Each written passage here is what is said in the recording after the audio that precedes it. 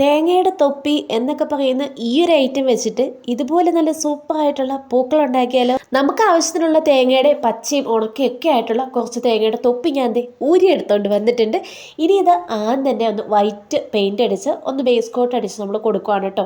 എന്നിട്ട് നന്നായിട്ട് ഉണങ്ങിയിട്ട് വേണം നമ്മൾ അടുത്ത ഏത് കളറാണോ നമ്മൾ അടിക്കാൻ ഉദ്ദേശിക്കുന്നത് ആ കളർ ചെയ്യാൻ വേണ്ടിയിട്ട് കേട്ടോ. അപ്പോൾ വൈറ്റ് കളർ അടിച്ച് നല്ല രീതിയിൽ ഒന്ന് വെയിലത്ത് വെച്ച് ഒന്ന് ഉണക്കിയെടുത്തിട്ട് വരാം. അങ്ങനെ നല്ല രീതിയിൽ ഉണങ്ങി വന്നിട്ടുള്ള നമ്മളിത് ഇതിലേക്ക് യെല്ലോയും ഓറഞ്ചും ആണ് കേട്ടോ അടിക്കാൻ വേണ്ടി പോകുന്നത്. അപ്പോൾ ഇതിൻ്റെ നടുവശത്ത് നമ്മൾ വൈറ്റ് നിർത്തിയിട്ടുണ്ട്, അവിടെ നമ്മൾ വേറെ കളറാണ് കൊടുക്കുന്നത് കേട്ടോ. ഇപ്പം തന്നെ ഇതൊരു സൂപ്പറായിട്ടുള്ളൊരു പൂവിൻ്റെ ഒരു ഇതിലേക്ക് വന്നിട്ടുണ്ട് കേട്ടോ. ഈ ഒരു ഓറഞ്ച് പെയിൻറ്റ് അടിച്ചപ്പോൾ തന്നെ ഇതിൻ്റെ ലുക്കേ മാറിയിട്ടുണ്ട്. അങ്ങനെ ആവശ്യത്തിന് യെല്ലോയും ഓറഞ്ചും നമ്മൾ കളർ ചെയ്തെടുത്തിട്ടുണ്ട്. ഇനി നമ്മൾ ചെയ്തെടുത്തിരിക്കുന്ന ഓറഞ്ച് പൂവിൻ്റെ നടുക്ക് യെല്ലോ കളറും യെല്ലോ പൂവിൻ്റെ നടുക്ക് ഓറഞ്ച് കളറുമാണ് കേട്ടോ നമ്മളിത് ഇതുപോലെ കൊടുക്കാൻ വേണ്ടി പോകുന്നത്.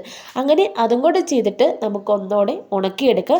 ഈ തേങ്ങയുടെ തൊപ്പിയുടെ ബാക്ക് വശത്ത് ഞാൻ പെയിൻ്റ് ഒന്നും അടിച്ചിട്ടില്ല കേട്ടോ. അപ്പോൾ നിങ്ങൾക്ക് ഇതുപോലെ ചെയ്യുന്നവരുണ്ടെങ്കിൽ ഇതുപോലെ നിങ്ങൾക്ക് ബാക്ക് വശം കൂടി ഒന്ന് അടിച്ചെടുക്കാം. രണ്ട് സൈഡും കൂടി അടിക്കാൻ മാത്രമുള്ള പെയിൻറ്റ് നമ്മുടെ കയ്യിൽ ഇല്ല, അതുകൊണ്ടാണ് കേട്ടോ വൺ സൈഡ് അടിച്ചിരിക്കുന്നത്. അങ്ങനെ നന്നായിട്ട് പെയിൻ്റൊക്കെ അടിച്ച് ഉണങ്ങി വന്നിട്ടുണ്ട്. ഇനി നമുക്ക് കുറച്ച് പരിപാടിയും കൂടെ ബാക്കിയുണ്ട് കേട്ടോ. അപ്പോൾ ഇതെൻ്റെ ബ്രഷും പേനയും എല്ലാ പെൻസിലും എല്ലാം ഇട്ട് വയ്ക്കുന്ന ഇതാണ് കേട്ടോ. ഇതിൽ നമുക്ക് ഏറ്റവും ചെറിയ ബ്രഷ് എടുക്കാം കേട്ടോ. ഏറ്റവും ചെറിയ മോനെയുള്ള ബ്രഷ് മതി. അത് വെച്ചിട്ടാണ് നമ്മുടെ ഇനി ബാക്കി കലാപരിപാടികൾ. ഇത് ഏറ്റവും ചെറുത് നമ്മൾ എടുത്തിട്ടുണ്ട്. ഇത് ഏതാ സൈസ് എന്നൊന്നും എനിക്കറിയില്ല കേട്ടോ. ഇനി നമുക്ക് വേണ്ടത് ബ്ലാക്ക് പെയിൻ്റ് ആണ്.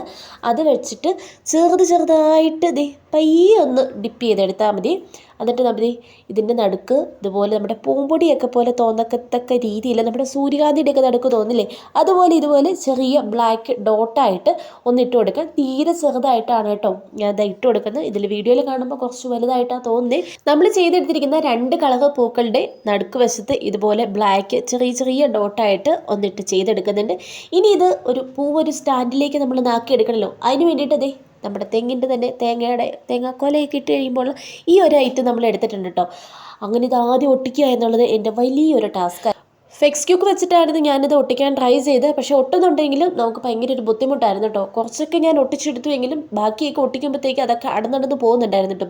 പിന്നെ എനിക്ക് തോന്നിയ ഒരു ബുദ്ധിയായിരുന്നു പശ തേച്ചിട്ട് അതിന് മുകളിലേക്ക് കുറച്ച് അറക്കപ്പൊടിയും കൂടി ഇട്ട് കൊടുക്കാമെന്ന് കേട്ടോ. അതിൽ നമ്മൾ എന്തായാലും വിജയിച്ചു. അങ്ങനെ നമ്മൾ ചെയ്തെടുത്തിട്ടുള്ള ഈ ഒരു വർക്ക് നിങ്ങൾക്ക് ഇഷ്ടമായോ ഇല്ലയോ എന്ന് നിങ്ങൾ തീർച്ചയായിട്ടും കമൻറ്റ് ചെയ്യണം കേട്ടോ. വെറുതെ നമുക്ക് കത്തിച്ച് കളയുന്ന ആ ഒരു തേങ്ങയുടെ തൊപ്പിയിൽ നിന്ന് ഇത്രയും മനോഹരമായിട്ടുള്ള പൂക്കൾ നമ്മൾ ചെയ്തെടുത്തിട്ടുണ്ട്. അപ്പോൾ സബ്സ്ക്രൈബ് ചെയ്യാൻ മറക്കല്ലേ.